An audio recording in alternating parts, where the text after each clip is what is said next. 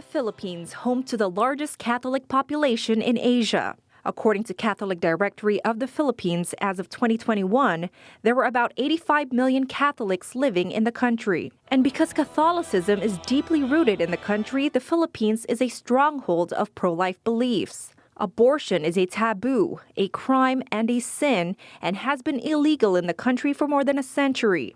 Under current law, women found to have had an abortion and anyone who assists in the procedure face prison terms of up to 6 years. Despite the country's restrictive law, an estimated 1.1 million abortions occur every year, according to a University of the Philippines study in 2020. Guttmacher Institute states that many who seek abortion undergo unsafe procedures, with 1,000 women dying each year from abortion complications. Pregnancy Support Services of Asia, an affiliate of Heartbeat International, hopes to shatter these numbers. Since we started in 2004, we have at least helped not only women, but men and women, our couples. We have helped 48,000 in the different areas of services. And then at least every year we have 10 babies saved from abortion. PSSA establishes and supports pregnancy help centers across Asia through prevention, crisis intervention, and healing. If you want to help other people, if you want people to be pro-life, then start with us.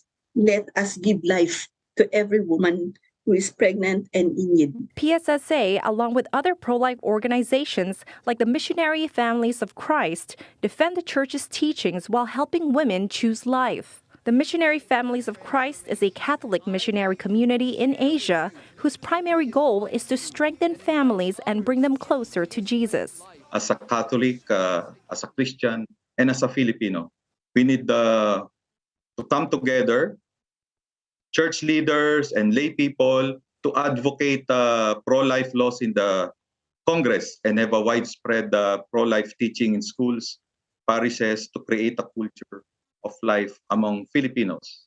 Armenia joins several other countries and territories in Asia that allow abortion without restriction, including Cambodia, China, North Korea, Singapore, and Vietnam. For the region's two most populous nations, China and India, abortion is a part of population control and widespread poverty. China was the first large developing country to enact a liberal abortion law in 1957 and even promoted the practice under its strict decades-long one-child policy. In 2016, China raised this cap to a two-child policy and then further increased the limit to 3 children in 2021 to encourage population growth. They're trying to reduce the number of abortions. But as I mentioned, there are almost as many abortions done in China today as there are live births, because that has, over the last 40 years of the one-child policy, become almost part of the culture of China. Abortion has been ingrained into the Chinese people. Steve Mosier is the president of the Population Research Institute, a nonprofit research group that promotes pro-natal and pro-family laws and policies worldwide. Mosier believes that China's one-child policy had detrimental effects on the country's economy and overall population. There is another dark history of abortion seen in both China and India. The problem in both India and China has been the killing of little girls, both before and after birth.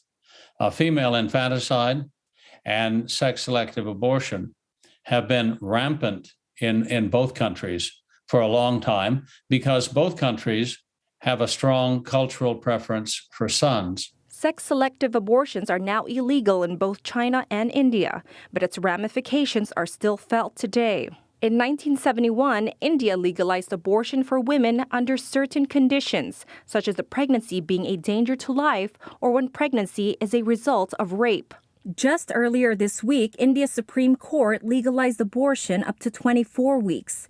Before the top court's ruling, only married women were allowed to have an abortion up to the 24th week, while unmarried women were limited to 20 weeks. Dr. Ligaya Acosta is the Asia-Oceania Regional Director of Human Life International. Although women have more access to abortion in Asia, the pro-life movement she's been witnessing has never been stronger. So with the overturning of Roe v. Wade with the Dobbs decision, of course, it has a great impact on us. In fact, after that happened, India, where there is rampant abortion, they conducted for the very first time the March for Life. Dr. Acosta travels throughout Asia, conducting pro-life training programs and hosting local and international conferences.